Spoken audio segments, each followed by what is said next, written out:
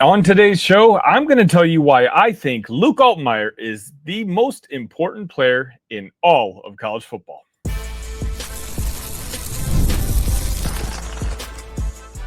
You are Locked On Illini, your daily podcast on the Illinois Fighting Illini. Part of the Locked On Podcast Network, your team every day. Welcome all to another edition of Locked On Illini. Thank you all so much for making us your first listen each and every day. Today's episode is brought to you by FanDuel. Right now, new customers can get $150 in bonus bets when your first $5 bet wins. My name is Sonny Verma, your host here at Locked On Illini, where I continue to provide you coverage daily. That's right, every single day of the orange and blue. I ask for nothing in return. All the information here is absolutely free. If you want to feel nice, if you're feeling nice today, make sure you hit that like button. It kind of lets me know that you're watching the show and we can keep that positive momentum going. Because keep in mind, guys, we have college football being played next month, August 29th, Friday night, Western Illinois. I can't wait. As most of you know, I was at Big Ten Media Days this past week in Las Vegas. As much as I enjoy Las Vegas, even at this stage of my life, you can only handle it for a couple days. It's an exhausting experience, which, don't get me wrong, I'm completely grateful for. If you're watching this on YouTube, again, like being able to have one of my own press credentials is just something I didn't even think could happen in my life 5 years ago. So it's just like the turns my life has taken, I'll always be grateful for. And again, it's because of you guys. You guys give me this sort of opportunity. And so today and on tomorrow's episode, I'm going to go over some of the player interviews that happened. They obviously, each player goes up on a podium and they kind of discuss their thoughts and the media asks them questions. And I wanted to give proper due diligence to all three players who Bret Bielema, by the way, I have a Bret Bielema story coming out too very shortly. But first off, I wanted to start with Luke Altmire, of course, the quarterback. And I will say, there's one unfortunate thing about Big Ten Media Days. I don't know if you guys are aware of this, but they literally send out all three Illini players out together. And then 5 minutes later, Bret Bielema is on his own podium. So there's four different podiums out there with Illini players and the football coach. And so for me, as a singular person representing Locked On Illini, it's frustrating because I would love the opportunity to go and talk to all four of them. But I basically have to pick and choose where I'm going to be at, which is unfortunate. But, it's just something I got to deal with. Who knows? Maybe at some point I'll be able to have some more team members come join me at Locked On Illini. But regardless, let's talk about some moments from Big Ten Media Days. And of course, I'm going to talk about Luke Altmire because he had some interesting things to say and things that got me thinking on my flight home today. Luke talked about culture, expectations, leadership, and why Illinois has never felt more poised to take the next step when it comes to college football. Speaking of the next step, okay, we know where Illinois is right now. 10-3 season, victory in the Citrus Bowl, highest AP finish since the early 2000s. And now, this season, this offseason, there's buzz. There's expectations, which, by the way, you'll be hearing in the second segment, where I talked to Spencer McLaughlin from Locked On College Football. This Illinois team is not sneaking up on anybody anymore. And standing right at the front of that is Luke Altmire. What stood out in Vegas to me this week is he wasn't shy from the moment. He really was there to embrace it, even the controversial aspects of it that came out this week. We know Luke could have dipped out at some point this offseason. He had multiple opportunities, whether it was the NFL or the SEC, but Luke was just not interested in that. And this is his quote: "There were calls and opportunities, but this team, this program means too much to just walk away. We've built something special here." That right there, that's not just a football player who's buying into the system. It's someone who's invested in changing what the perception of Illinois football is. And let's talk about what he actually did say, because Luke didn't just throw out coach speak. He was clear, pointed, and even a little raw about what has to change. He said this, and this was one of my favorite lines: "If we get distracted for a moment, we'll fall right back into where this program has been for a long time. And it hasn't been great." That's not sugarcoating it. That's honest. That's a quarterback who's echoing his head coach. Bret Bielema says all the time that while he appreciates Illinois football's history, there's nothing he can do about it. And so, hand up, me included, and a lot of the fan base, where we automatically sometimes just think that, here we go again, just assuming the worst. It's up to Bret to change the switch, flip the switch, and get the mindset change of the fan base. He's already done it to the guys in the locker room. I think last year was big proof of that. That was his first goal. Now it's his job to change the perception from a media viewpoint and a fan's viewpoint. And you can tell Luke Altmyer also understands that expectations. And that's why I'm going to talk a little bit later about why I think he's the most important player in college football this year. Luke notes that pressure is different now. The standard is higher, and the margin for error, it's smaller than ever. But here's the difference. Luke this year wants the pressure. He literally said, I live for pressure moments. As a quarterback, if you don't want the ball in your hands with the game on the line, you're in the wrong job. That's not swagger, that's ownership. And let me tell you, it's a relief to see where Luke has come mentally, because even a year and a half ago, some of us were wondering whether he had that it factor that you need, that Tommy DeVito had the year prior. Just the moxie, the leadership, the calmness that you need to be in order to be a successful quarterback in the game of football. So let's shift to the locker room for a second. One thing that came up over and over again with Luke Altmyer was chemistry. On the field, off the field, in the weight room, in the meeting rooms. He talked about the continuity on offense, with all 5 starting offensive linemen returning, which of course is rare. Luke said, our offense isn't having to relearn each other. We're taking the next step. That's when offenses get dangerous, when everyone's speaking the same language. Again, big deal, because in today's transfer portal world, most offenses, at least a big portion of them, are rebooting essentially every year. Illinois, this year, they're building, and it's starting to show. Next up, he was asked about the schedule. And this year, the schedule is no joke, and Altmyer didn't flinch. He said straight up, every week is going to be a battle, but that's why you come to Illinois now. Look, Luke Fickell said similar thoughts on Wednesday at the Big Ten Media Days, because we all know Wisconsin has arguably, in my opinion it is, but arguably the toughest schedule in all of college football. And Luke, I'm sure, has had the same conversations with Bret, but Luke Altmyer saying that, again, probably echoing his coach, signals what a culture shift is. You're hearing it in real time. Illinois is becoming a program that expects to be in that spotlight. It wants to be in the prime time games. It wants to have those ranked versus ranked matchups. And for Altmyer, that's not pressure, that's his purpose. He said something I thought was so incredibly on point. There's no secrets. Everyone knows what we're playing for and why we're here. Right there. Setting the expectations. No longer are we going for that 5 or 6 wins that we need every single year. Okay, it's not just bowl game that Illini football fans want. Now we know we got a taste of it last year. And right now, bringing that same team back with a head coach we all believe in, why not do it again?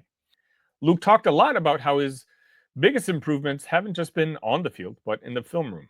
Mentally, in understanding defenses, leading people, managing the moment. He said, you can't control where you start, but you can control how much you improve. 1% better every day. Those are the words of a mature young adult who's not just surviving, he's developing, which again is what we want to see.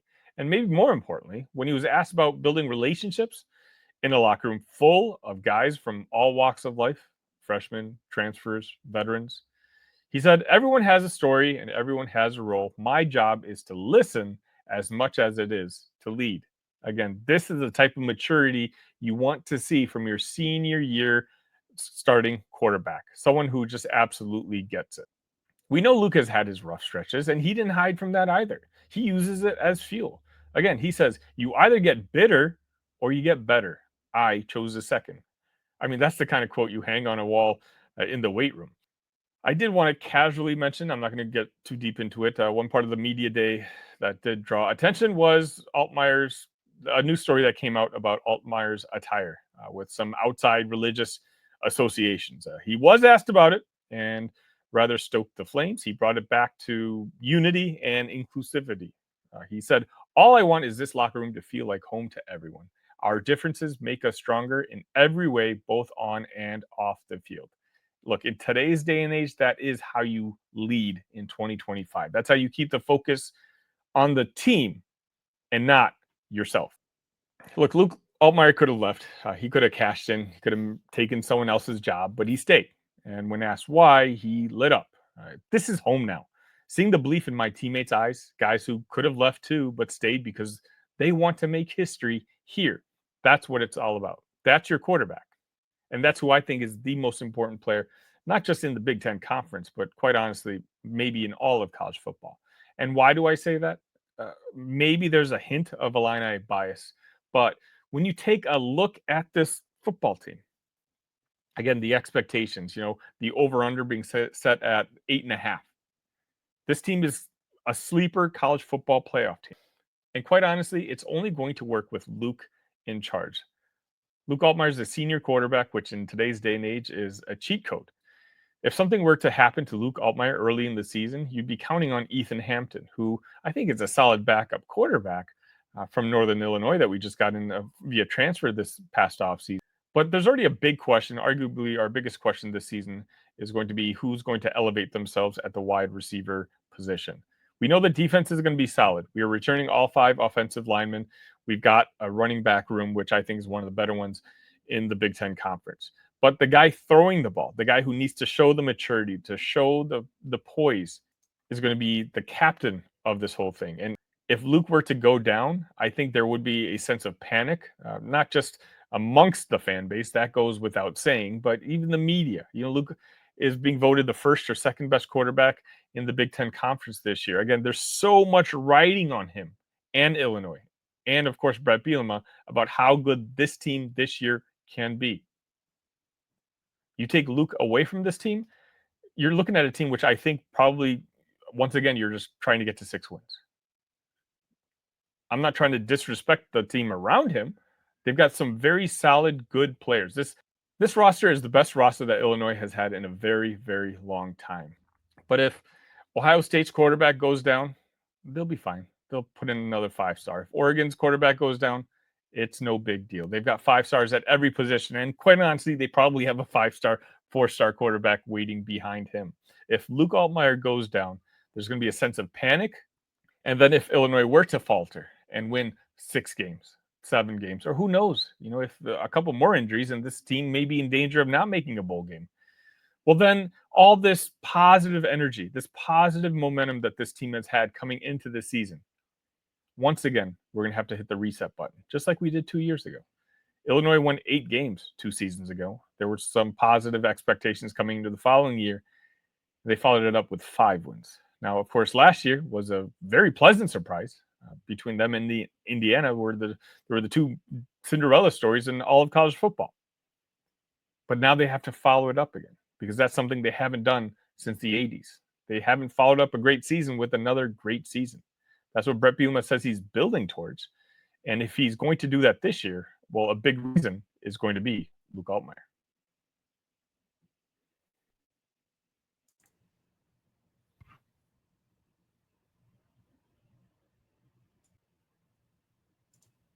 Summer sports are in full swing, and whether you're all about baseball under the lights, golf on the greens, or high-stakes soccer action, FanDuel is the best way to make every game even more exciting. You're already following the action. Why not make it a little more thrilling? With FanDuel, you can get in the game while your friends are getting sunburned at the beach. I've been using FanDuel to track my favorite matchups, and the app keeps it fresh with new daily promotions and fun ways to bet. Again, I've already told you guys, I've got my eyes locked on PCA on the Cubs. I have them at plus 8,000 and plus 5,500 to win the National League MVP. Right now, he's the second favorite, I believe, right behind Shohei Ohtani. So that's going to be something I'm going to be following along all summer long. If you're new to FanDuel, new customers can bet just $5 and get $150 in bonus bets if your first bet wins. Open the FanDuel app today or visit FanDuel.com/LockedOn to get started.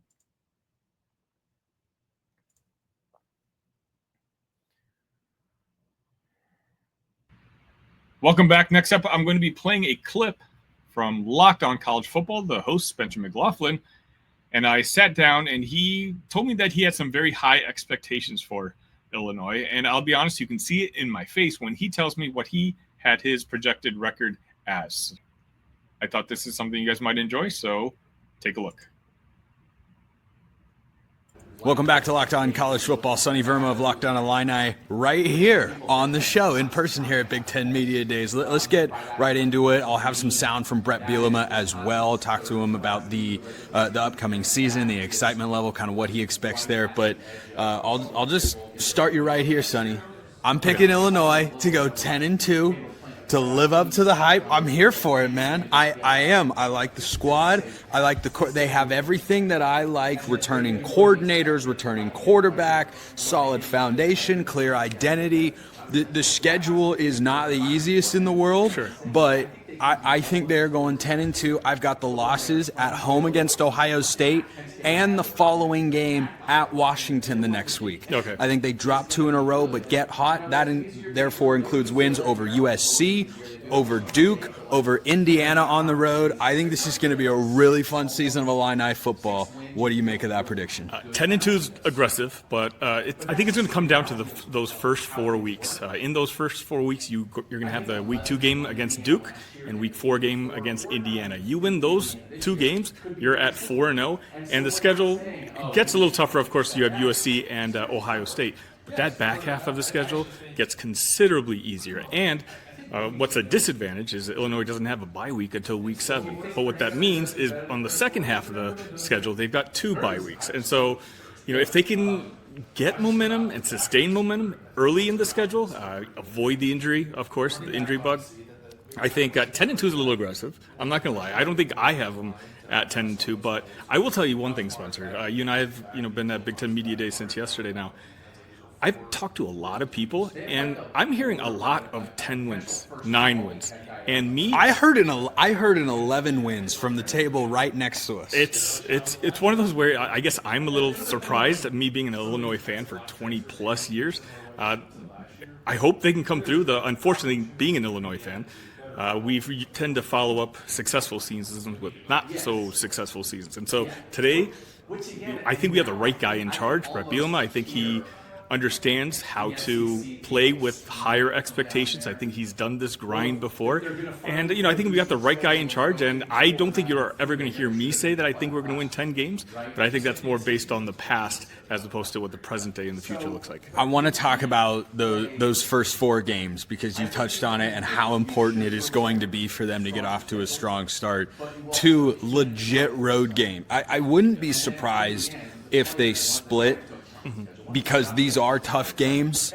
It's just the edge I give to Illinois in these contests is their quarterback was in their system last year. It's early in the year. Darian Mensah will be in his 2nd game with Duke. Fernando Mendoza will be in his 4th game with Indiana, compared to Luke Altmire, who's in game, I don't know, I lost track at this point with the Illini. So I wouldn't be surprised if they split, wind up 9-3. Their preseason win total 8.5. I do like them over. I promise I don't like everybody over in the Big Ten or in college football. I do like a good number of them. So I think those 2 games are so big. Illinois at Duke is so underrated as 100% being a great college football game. 100% agree. Like, to piggyback on what you're saying, in today's modern landscape of college athletics, having a senior year quarterback who's played 3 seasons in your system is almost a cheat code.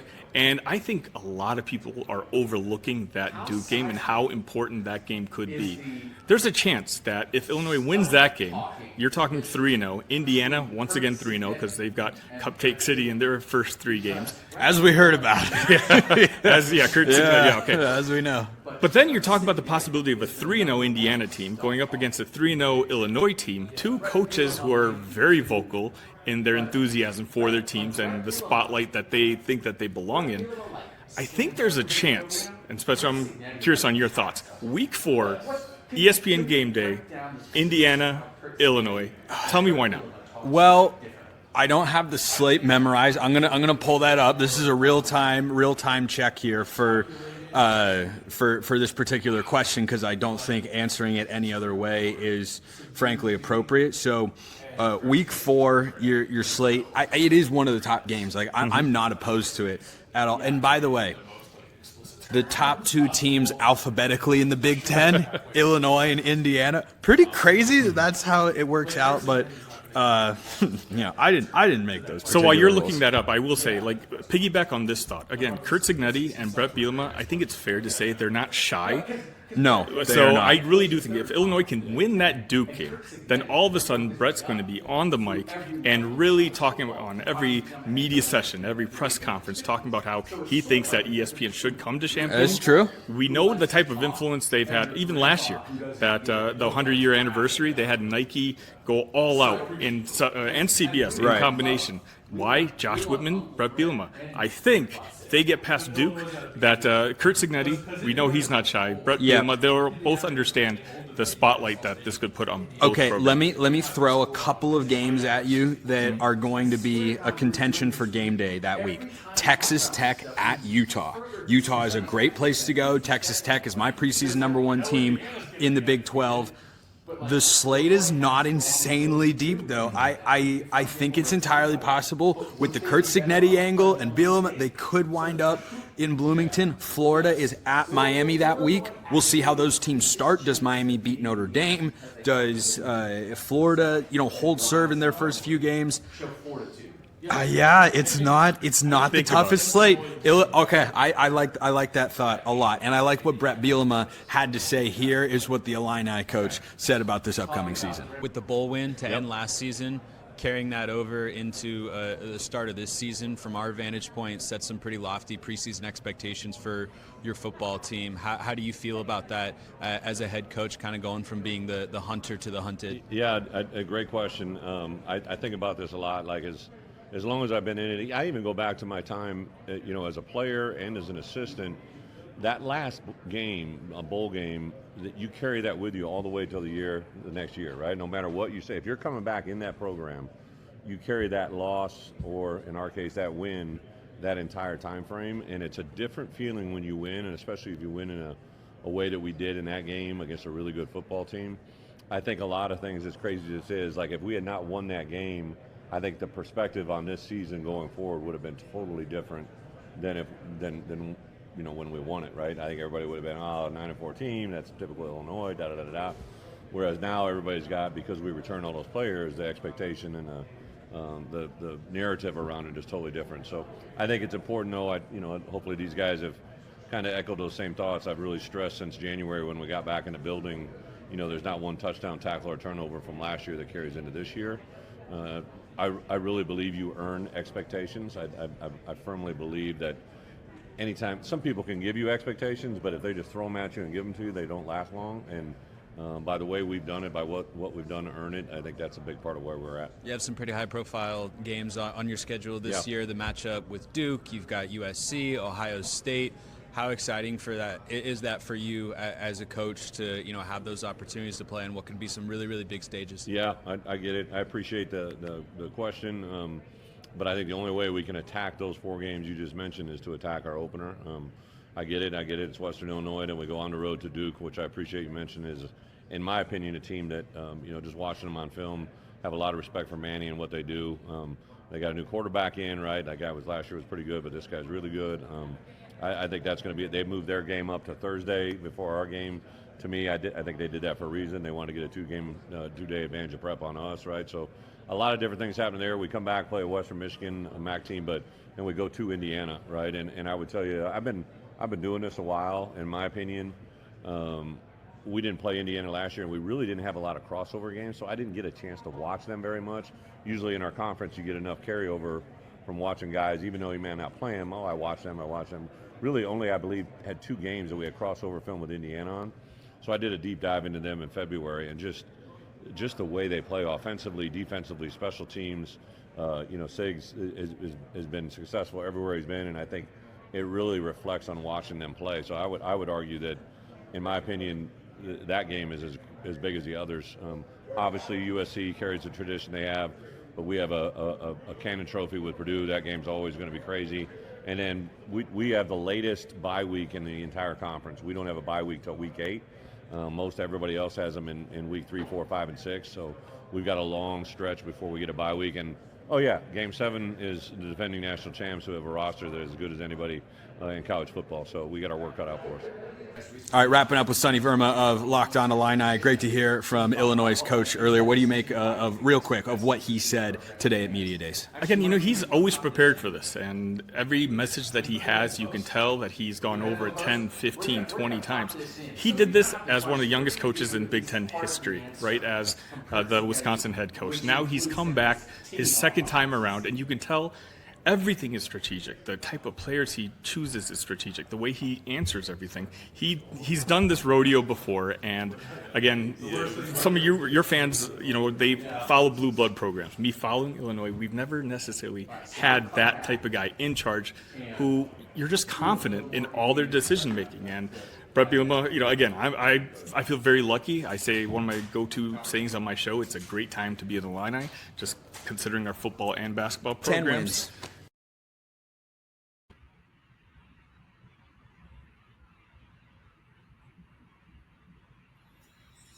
And welcome back to Locked On Illini. Thank you for Spencer for having me on, and I'm going to be having him on as a guest probably sometime next week. We're going to try to figure out a date. I want to get his thoughts on the Big Ten as a whole when it comes to the media days. Obviously, I'm a little locked in on, no pun intended, on the Illini, but there's a lot of news stories that went around, and I'm going to have him on hopefully, and we can discuss on everything else that the conference discussed. Before I let you go, I did want to mention that the Illini women's team did offer Illini legend Lucas Johnson's daughter, Liv Johnson. She's class of 2029. Looks like she's going to be one of the top players in the state, if not the top player, and potentially a top 50 national recruit. So hopefully Shauna Green's going to be able to work that magic and bring the Johnson family back into the Illini family once more, at least for another generation. That would be an amazing story to follow. Also wanted to mention that Illini volleyball was picked to finish 9th in the conference heading into 2025 season. And lastly, 4-star Colin Rice was supposed to visit the Illini next week. He was a wing out of Iowa. Well, I don't think that's going to be happening anymore because Colin Rice on Thursday committed to the University of Nebraska. This was a recruitment that Illinois was in on. I don't know how aggressive they were. From what I had heard, this was a Nebraska versus Iowa battle, and I'm sure it stings for Hawkeye fans to lose the kid right out of their own backyard. But congrats to Fred Hoiberg, and we'll see Colin Rice in the Big Ten in the near future. That's going to wrap it up for today's edition of Locked On Illini. Thank you all so much for making us your first listen today. For your second listen, check out the Portal Show. Brian Smith has the latest rumors, portal entries, and signings. Be the most informed fan on the rapid changes to the college football landscape. Find the Portal on YouTube or wherever you listen to podcasts. If you haven't already, make sure you're subscribed to the channel. Make sure you've liked this particular video. Make sure you join the Discord. The link should be in the description. It's a way for you to keep in contact with 300 Illini fans all throughout the country talking Illini sports, professional sports, even wrestling. RIP Hulk Hogan. A lot more content coming for you this week. Until next time, ILL. Love you guys.